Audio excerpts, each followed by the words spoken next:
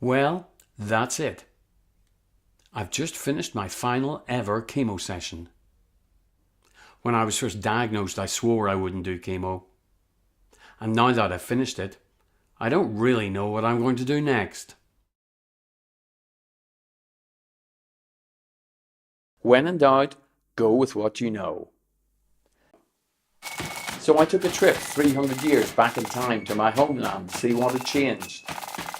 The answer was, not much. But at least it helped remind me why I left. The truth is, I'm nervous about the end of my chemo regime. I'm nervous about what the results will be, but I'm also nervous about going back to normal life. The regime has made me realise how easy it is to become institutionalised, and without the prospect of chemo side effects, I'm already becoming a little bored. How bored? I'm doing my tax returns. I've even got back to work-related activities. These are my A visit to the Martin Power Foundation, organised by the Photographic Collections Network. Actually, so this is the last resort. So the last 3 or 4 years I've been buying all the books that I gave to the Tate, plus more. For the Oscar David Hoffman, edition of 50. So the price of this book doubles if you've got this piece of cardboard. That strip of white on the... A workshop on Canon cinema cameras at the Frontline Club. Right, okay, so to me, on this screen, that face looks properly exposed. You speak to your grader about... Basically, anything designed to make me feel more like a working photographer and less like a cancer patient.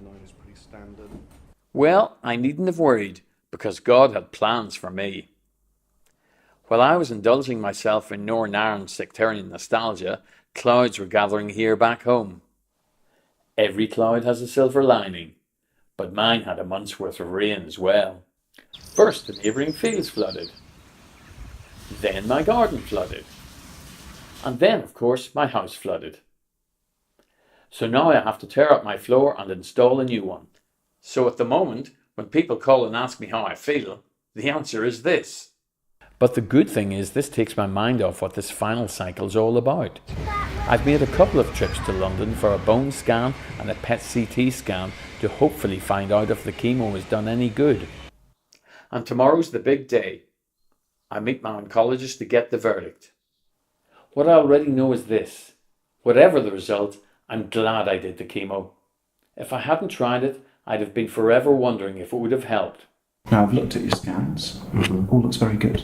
Now I know when we started you'd had a colon PET scan that showed some small areas in the bones that we couldn't see on a bone scan. You've just had a CT and a bone scan. The bone scan looks completely clear as a whistle. Okay. And the CT scan as well. I can't see anything there. In terms of what happens next, I think you've done well through treatment. We've completed a treatment that we know improves the long-term outlook. I suppose the next question is, do we need to do anything else?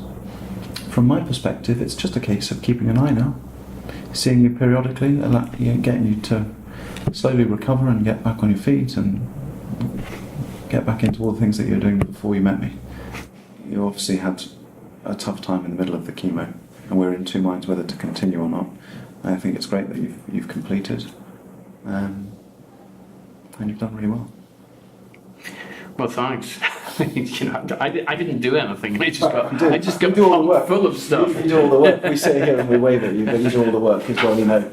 So all we need to do today is just to do your blood tests, just to make sure your counts are recovering, it all looks good.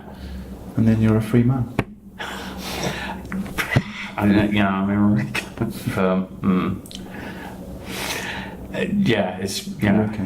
It's wonderful. Marvellous is, of course, an understatement. This result is awesome. I still have cancer, because once it's outside the prostate, it's incurable. But instead of running around my body at will, having their way with my internal organs, the cancer cells are now all cowering in the shadows. And having had a good taste of chemo, I'm hoping they'll stay that way. After all, if chemo can make me feel so bad, imagine how it makes cancer cells feel. So overall, it's been a pretty weird trip. Unsurprisingly, I've become obsessively interested in news stories about prostate cancer. And when it was revealed that prostate cancer is now a bigger killer than breast cancer, the Daily Mail, bless them, decided this was evidence of a feminist conspiracy against men. But not only has prostate cancer become more popular, it seems to be becoming fashionable. Almost every week another celebrity announces that he's got prostate cancer. And I was diagnosed before any of those guys. I'm ahead of the curve. So now all that remains is for me to keep watching out while I try to get back to making a living, trying to stop my house from falling down because of flooding, dealing with my crazy Russian girlfriend, and all that other great stuff I've been missing out on. And if I start to get bored without the chemo side effects to keep me entertained? Fortunately, I've got an app for that.